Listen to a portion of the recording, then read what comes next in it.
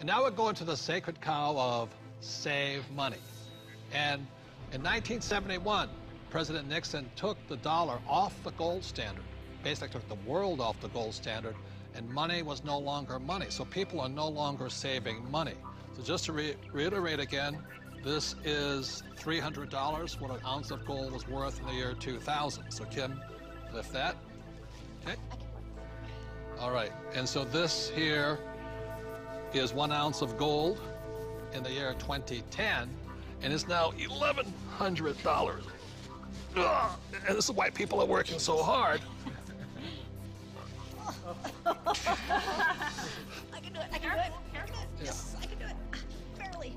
So the big reason I've said in my books for years that savers were losers is very simply because in 1971, the dollar stopped being money, it became debt.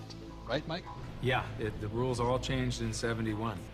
Before then, somebody, when they became working age, they could expect to put away 10% a year, and by the time they got into their 60s, they could retire on their savings account and expect to live off that interest.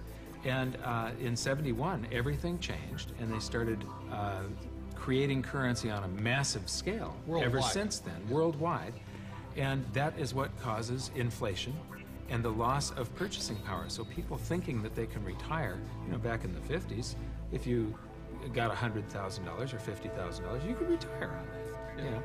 So for my mom and dad, you know, the World War II generation, the industrial age generation, it was very smart to save money. For our generation, the baby boom generation and on, saving money could be the most stupid thing you can do because the system is stealing your wealth through the very thing you work for, called money, which is not money anymore.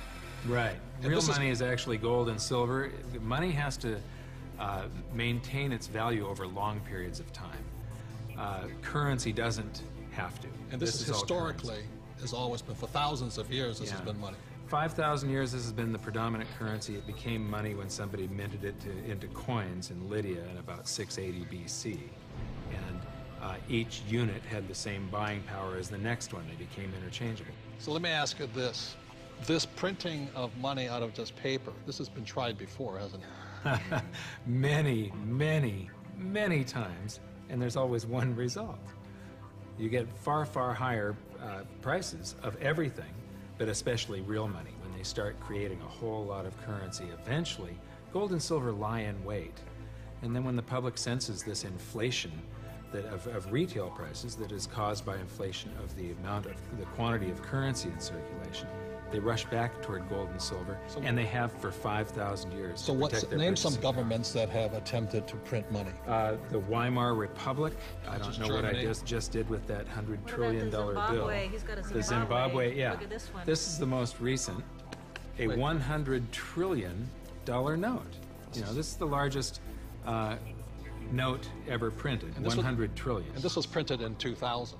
Yeah, but when Zimbabwe was created as a country, when it went from Rhodesia to Zimbabwe, they were, the Zimbabwean dollar was on parity with the US dollar. $1 US was the same as a Zimbabwe dollar. This doesn't buy anything today. It doesn't buy a cup of coffee. What, doesn't even buy a cup of coffee? No. In fact, they have ruined it by putting ink on it. You can't write you can't write a list, so it would have been more valuable at this point if it was blank. Right. See, the Greeks did the same thing when they started clipping coins. They just take the silver off of it. The Romans tried it, the English tried it, the Germans tried it, the Chinese tried it, and now the US is trying it. Yep. And so that's why saving money is probably the biggest mistake you could make right now, because today money is no longer money. It's now debt. I can vouch for that because my leg is now numb. So all currencies throughout the world are in trouble, the same way this Zimbabwe dollar is in trouble. And that's the problem with saving money. After 1971, it was no longer money. More than 70% of all the currency on the planet is US dollars. If the US dollar goes, the world goes with it. I'm preparing by getting fully diversified. I buy both gold and silver.